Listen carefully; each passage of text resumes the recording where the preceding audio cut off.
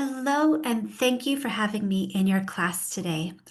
For the next 20 minutes or so, am going to tell you a story, a true success story of how we arrived at seatbelts being in every car and most people wearing them. It's not just going to be a history lesson, but a policy story, a story about how this simple piece of fabric and metal went from being optional to becoming a life-saving requirement in nearly every car across the country. Along the way, there was drama, resistance, interesting allies, and some creative solutions. Let me introduce myself. I am Teresa Charles. I am an assistant scientist in the Injury Research and Policy Center at Johns Hopkins University, primarily focusing on road traffic safety. I have been privileged to work with some of the people who were on the front lines of the events of this story, and some of the information I will be sharing is from firsthand accounts. Before going to graduate school for my doctorate, I was a high school teacher and began my teaching career in Gallup, New Mexico. So if any of you drive through Gallup, please give a wave for me. But let's set the stage. Why do seatbelts matter?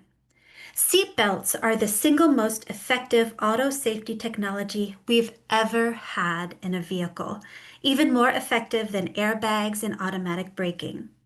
The first seatbelt patent was registered in 1885, and it was invented by Edward J. Claghorn for taxicabs in New York City for the tourists. And as you can see from this diagram on the left, it looks like a harness for a fighter jet that is very complicated to put on, but it would keep you safe in the crazy taxicabs of New York City. Let's move on 70 years and we get to 1959 when an engineer at Volvo, Niles Bohlin, invented the three-point seatbelt. With one hand and one click, someone could put on the seatbelt. And the testing evidence was clear from the beginning that this technology saved an incredible number of lives. Volvo and Niles Bohlin did not believe it was morally responsible to profit from this life-saving technology and to keep it from other car makers. So they shared it freely with anyone who wanted to use it. I think this is an important piece in the success story of this story because it crystallized from the beginning that the seatbelt was not about making money, but was about protecting lives. It was estimated that when Niles Bohlin died in 2002, his invention had saved over 1 million lives worldwide. Quite an impact. In the United States, NHTSA, which is our National Highway Traffic Safety Administration, analyzed the period from 1975 to 2017 and estimated approximately 374,000 lives have been saved by seatbelts. Again, a huge impact. This story centers around injury prevention policies, the rules, decisions, having the capacity to guide or determine the actions of individuals, groups, etc., with the goal of affecting the risk, incidence, severity, disability, and cost, or other aspects of injury, and is called injury prevention policy. As in any good story, this one has some key characters. There's NHTSA, who I mentioned before, the National Highway Traffic Safety Administration, and I'll refer to them as NHTSA. There are the insurance agencies who are very motivated to reduce injuries and thus reduce payouts. There is the automobile industry, sometimes resisting regulation, sometimes surprising us and being quite involved in it. There's you, me, and the people around us, the public. We're sometimes skeptical of seatbelts, sometimes supportive in the story that I'm going to tell today. Our story continues with the federal policy timeline. By 1968, federal law required all cars to have seatbelts installed for the driver. But here's the kicker. no one was using them, or maybe about 10 to 15% of drivers were buckling up. We would call these people the early adopters. So NHTSA said, all right, let's go bigger and increase seatbelt use. And in 1973, proposed a rule that cars wouldn't start unless the seatbelt was buckled and the seatbelt interlocking mechanism is introduced. Well, you can imagine how that went over. There was major backlash. We, the public, said, you can't tell us what to do inside our own cars. And the government, NHTSA, backed down on that. Instead, in 1977, they proposed that cars had to have passive protection for passengers. Basically, this would mean installing seatbelts for everyone, not just the drivers in the car. But the automakers did not like this idea. It would cost them a lot, and they felt they were being heavily regulated. This is about when the Reagan administration came in, 1980, on the platform of deregulation, and this whole rule was put aside. But the story didn't end there. Here's the plot twist. There was a lawsuit filed against the government to require seatbelts be installed for all passengers. Take a moment, think of the actors in this story, and make a guess on who filed this lawsuit. I'll wait a few moments for you to make a guess. It was the insurance companies. They were the ones footing the bill for all these injuries and deaths and said, no, we want seatbelts in all the cars for all the passengers. This case made it all the way to the Supreme Court, which ruled unanimously that seatbelts had to be installed in every seat in every vehicle. A big win for public health. Now we move on to the state timeline. Even though cars had seatbelts, people still weren't using them. In the 60s, 70s, and 80s, there were massive media campaigns to promote seatbelt use.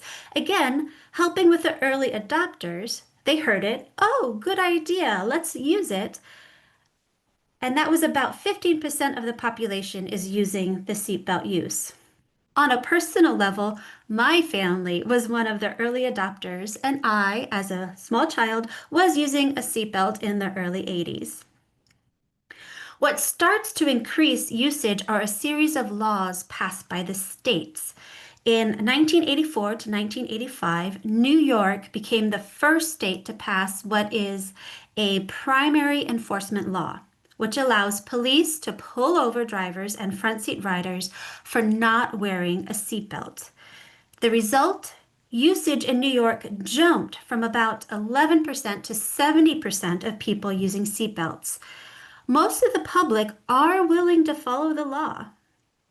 So, when the law says wear a seatbelt, all right, I don't want to get in trouble, and a seatbelt, easy to use, not a burden, I will use it.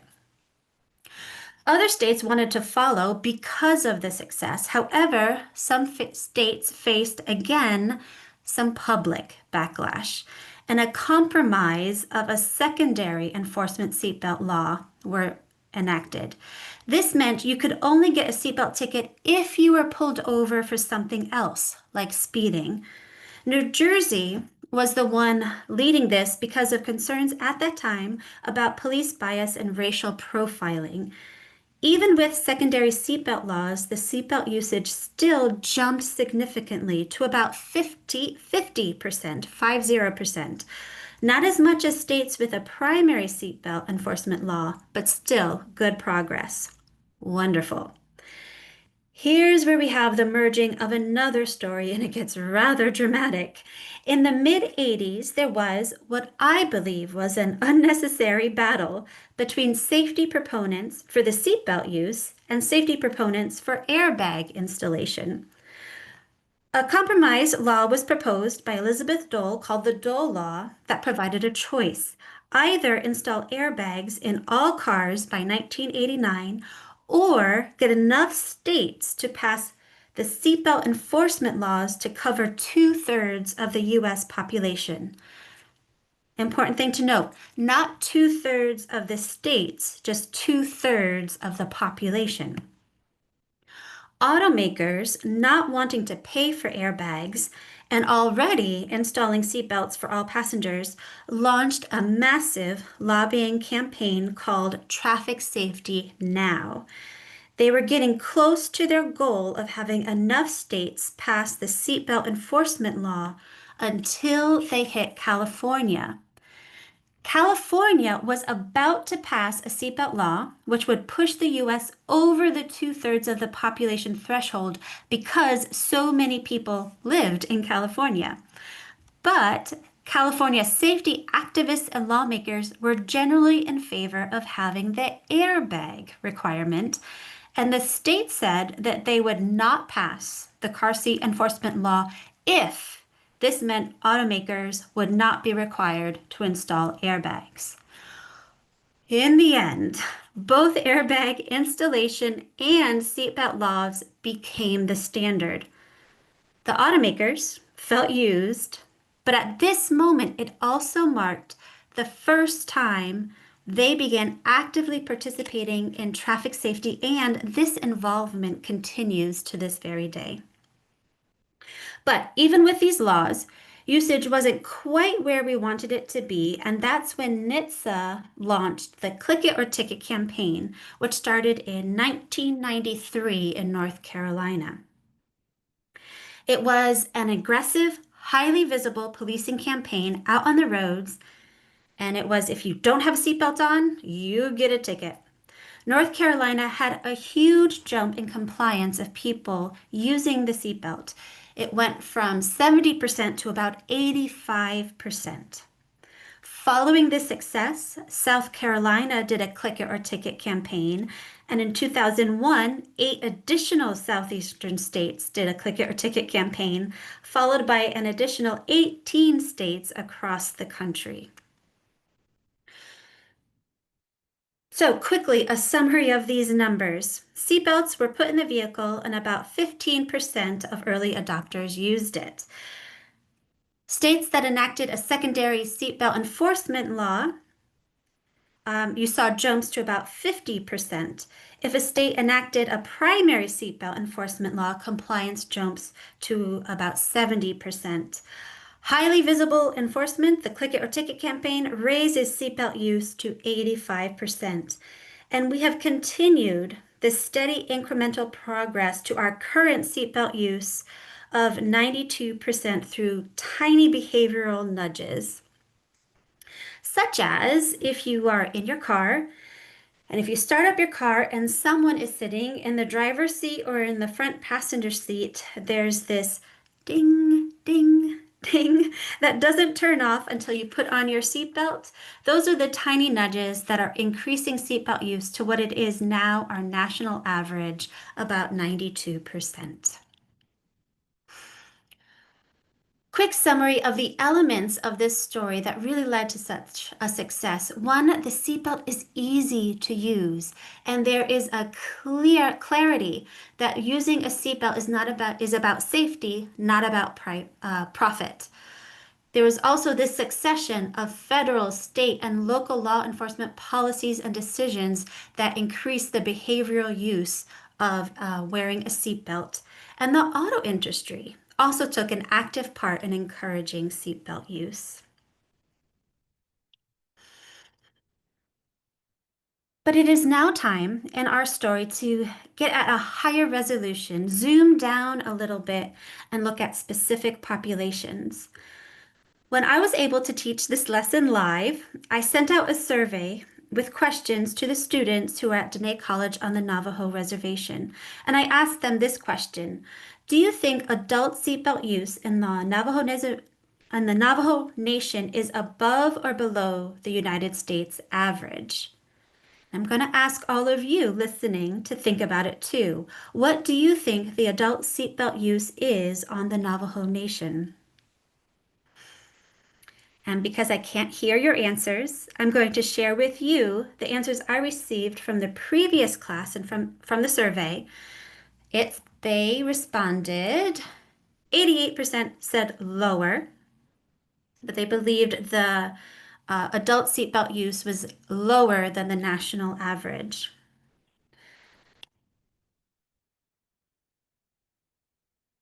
And that is what is reported for the Navajo Nation. Seatbelt use rate is about 75%. Now, why is this important? Well, hopefully you already know why using a seatbelt is important, but if you look at it, about 25% of adults are not using seatbelts. However, they make up close to 60% of people who die in a car crash on the Navajo Nation. Asking you this question from the previously done survey, can tribal police pull you over and issue a citation for not using a seatbelt? This is, in essence, asking, are there primary enforcement laws on the Navajo Nation? I'll wait for you to think about it to come up with your answer. And again, because I cannot hear you right now, I'll share the responses from when I taught this class live. And from that survey, 63% said yes, 13% said no, and 24% were not sure. And the actual answer is that there is a primary seatbelt law on the Navajo Nation. This does match the history of usage when a primary seatbelt enforcement law is enacted, where there is about 70-75 compliance with the law. I'm going to touch on a different conversation related, but it still really has its own unique, different story. How often do you see children unrestrained in a moving vehicle? Meaning, children who are young enough to be in a car seat, but who are not in a car seat or in a booster seat. Think of your answer. Oh, and I see it's already there. You will see from the survey, 63% said often and 37% said occasionally. The Indian Health Service Injury Prevention Program found, depending on the area, between 0 to 50% of toddlers are in car seats or boosters. So I will end with a statement. There needs to be more to this story. There are pockets of our country where seatbelt use and concurrently child car seat use is low. Injury prevention policy can have a very positive effect. Maybe you will join the story and make a positive impact. I hope you have a good discussion with your facilitator after this. Thank you for your time. Thank you for your attention.